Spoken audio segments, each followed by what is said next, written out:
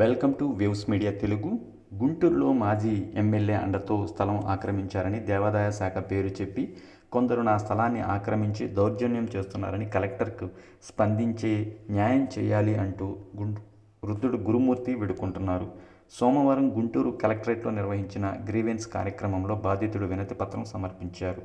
సంగడిగుంటలో ఉన్న తన స్థలంలో అక్రమంగా ఆలయాన్ని నిర్మించారని ఆయన ఆరోపించారు. అంతేకాకుండా మిగిలిన స్థలాన్ని కూడా తనకు ఇవ్వకుండా ఇబ్బందులు పెడుతున్నారని వాపోయారు. అధికారులు వెంటనే స్పందించి తనకు న్యాయం చేయాలని గురుమూర్తి కోరారు.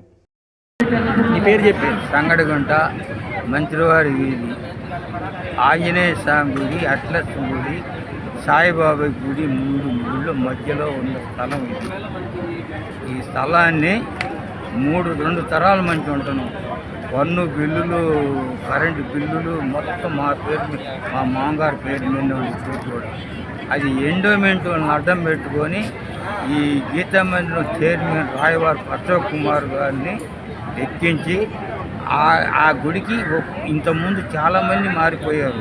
దీని జోలికి రాల, ఈయన ఒక్కడు ఎక్కి ఈ రాజకీయ నాయకులతో వీళ్ళందరినీ రైతులు కలిపి చేసి ప్రోత్సాహం చేసి ఫైర్ ఇంజన్లు తీసుకొచ్చి 2005లో ఖాళీ చేయించాడు. 2016లోనేమో శంకుస్థాపన చేసి కట్టించాడు. ఆ కట్టించింది మరి శంకుస్థాపన చేసి కట్టించాడు. మరి ఎండోమెంట్ది అయితే ఎండోమెంట్ బోర్డు ఉండాలి అక్కడ, మరి ఎండోమెంట్ కట్టాలిగా. మరి ఈ సందా వేసుకొని కట్టించి సందా వేసుకొని కట్టి ఆదాయం ఎవరికి పోతుంది? నన్ను బయటపడేసాడు 5 కుటుంబాలు. దాని మీద ఆదాయం ఎవరికి పోతుంది?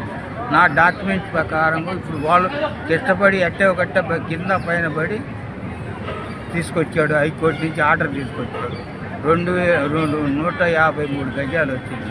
మరి మిగతా స్థలం నా స్థలం నాకు ఇవ్వాలిగా, అది ఇవ్వటలేదు. కలెక్టర్ గారు ఇదిగో అదిగో తీసుకెళ్తున్నారు. ప్రోగ్రాల మీద ఉన్నారు.